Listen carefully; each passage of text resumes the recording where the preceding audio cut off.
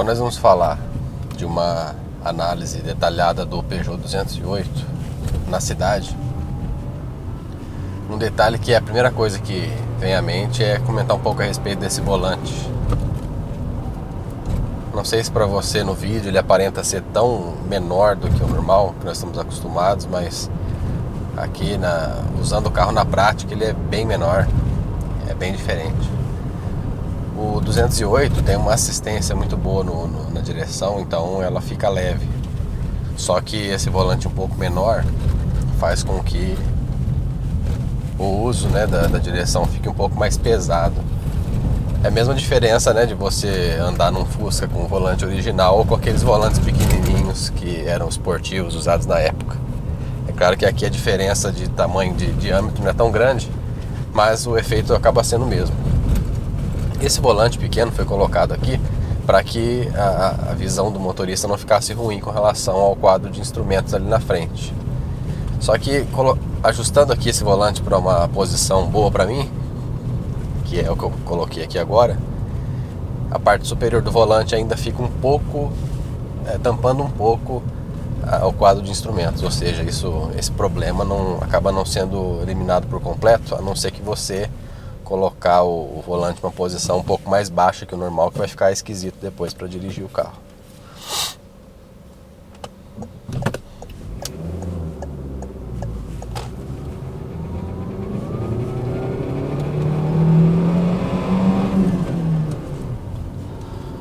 O Peugeot 208 com esse motor 1.5 é o mesmo motor daquele novo C3 que nós avaliamos, Agora tá parecendo que aqui a gente vai ter que voltar, que não vai ter o que fazer.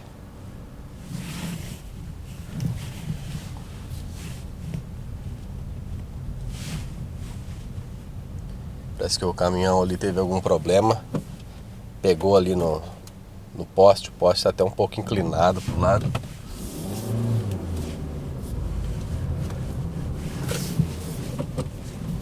Vou ter que fazer um caminho um pouco diferente aqui hoje.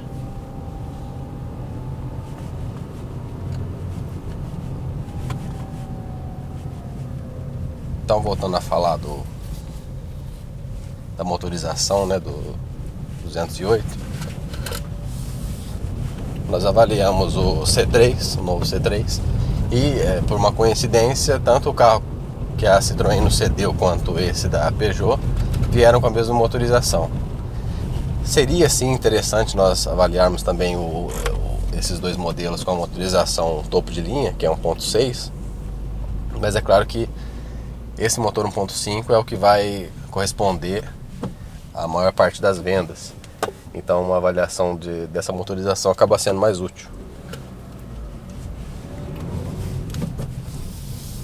Esse motor da PSA ele não tem tanta potência, São aí 92, 93 cavalos com álcool e apenas 89 cavalos com gasolina. Acaba se traduzindo no quê? Naquele carro que andando em subidas não muito fortes e também apenas com motorista ou no máximo duas pessoas dentro do carro, é mais tranquilo, nós não sentimos tanta falta de potência. Mas se você liga o ar-condicionado, começa a pegar algumas subidas mais inclinadas, ou se o carro está cheio, então aí a gente nota sim uma certa falta de potência. É aquele carro para quem quer apenas uma motorização suficiente para usar no dia a dia, mas nada de muito forte, nada de muito esportivo.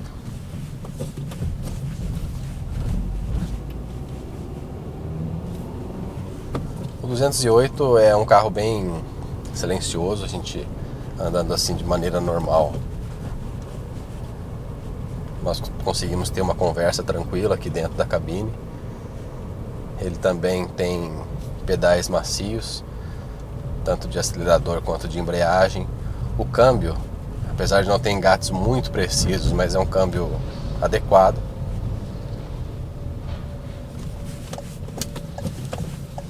Inclusive essa alavanca aqui do câmbio a gente gostou bastante, bem bonita, interessante. É um carro que tem muitas qualidades. Ele tem uma suspensão confortável, assim como o novo C3. Só que uma diferença que nós notamos é que você tem que passar bem devagar mesmo em lombadas ou outros obstáculos. Porque se você passa um pouco mais rápido numa lombada, por exemplo, o retorno do carro na parte mais alta da suspensão, ou seja, a ação das molas, é mais violenta. Essa ação, então, você passa numa lombada, você nota que o carro pula assim bem mais do que o novo C3. Então a gente vê aí que tem uma regulagem de suspensão diferente entre os dois modelos, que são quase irmãos. Note também que com o sol batendo aqui, essa parte meio cinza aqui do painel, ela reflete bastante no quadro de instrumentos. Isso prejudica ali a visualização das informações. De noite é mais tranquilo. Agora de dia, não só pela ação do sol no para-brisa, mas também aqui nesse teto panorâmico, aquele quadro de instrumentos fica com bastante reflexo ali naquele plástico, né, que cobre os mostradores.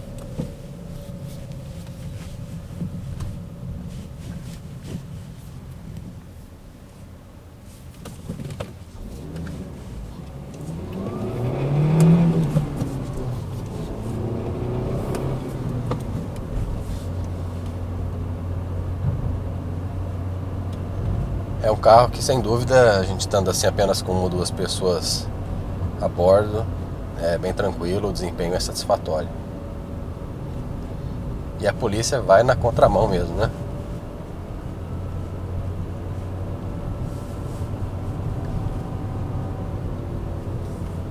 Se ele estivesse respondendo algum chamado e tal com as luzes acesas, a gente até entende. E um outro ponto interessante também do 208 que nós podemos comentar é essa central aqui com tela de 7 polegadas, né? No centro do painel. Já nessa versão intermediária de R$ 45.990, nós temos esse item e também o teto de vidro. Então acaba passando uma impressão assim, para o comprador de que é um carro que tem uma boa relação custo-benefício, né? É claro que nós sabemos que R$ 46 mil não é nada barato, mas em vista de modelo, do que modelos concorrentes oferecem, é um bom pacote.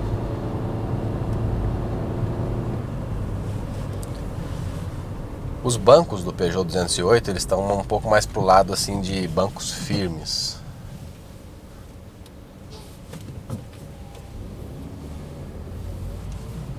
Tem uma espuma um pouco dura demais. Isso vai de opinião, né? Vai de gosto. Mas é uma espuma que depois de algumas horas dirigindo incomoda um pouco. Mas se trata de um banco bem assim, confortável, apesar desse ponto. Ele acolhe bem o corpo, tem bom apoio lateral. Aqui no encosto até tem um apoio lateral grande demais, para carro mais esportivo mesmo. Então segura bem o corpo. E o consumo do 208? Nós podemos fazer aí uma comparação direta com o novo C3 que nós avaliamos, que tinha exatamente o mesmo motor. O C3 na cidade fez 6,8 km por litro com álcool. Já o 208 nós conseguimos 7,4 km por litro com álcool e sempre ar-condicionado ligado, né? Já com gasolina, o consumo do novo C3 foi de 11,6 km por litro e do 208 ficou um pouco abaixo, ficou em 11,2 km por litro. Ainda assim é um consumo interessante. Acho que em locais onde você consegue comprar um álcool aí com um preço mais baixo, esse consumo de 7,4 não é ruim. Nós conseguimos com o Onix 1.4 8,0 km por litro na cidade com álcool, e foi o melhor consumo com álcool que nós conseguimos. Então o 208 está aí perto, né? Mesmo sendo um carro maior, um pouco mais pesado, também tendo um motor mais potente. E com gasolina, mesmo sendo um consumo inferior ao novo C3, não se trata de um consumo ruim, também um consumo bom. Então, o 208 é isso aí, a gente apenas tem um pouco a reclamar do desempenho do carro quando estamos com bastante peso, né, dentro da cabine e também com o ar-condicionado ligado. Essa questão do quadro de instrumentos, que o volante cobre um pouco a visualização das informações. E aliás, até falando a respeito desse volante, um outro ponto negativo é que ele diminuiu, mas essas alavancas aqui atrás não diminuíram. Então, o aro do volante fica exatamente cobrindo as informações dessas alavancas.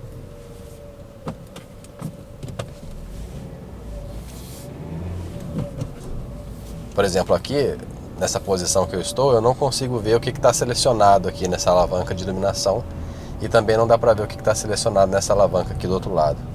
Então isso é um ponto que atrapalha um pouco, né? A gente às vezes tem que ficar inclinando o carro um pouco para frente, o carro não, né? Inclinando o corpo um pouco para frente para conseguir enxergar o que está selecionado aqui atrás. Mas fora esses detalhes um pouco negativos que nós citamos, é um bom carro e tem de tudo para agradar muitos consumidores aqui no Brasil. Notícias automotivas. Ainda vai acontecer e você já viu aqui.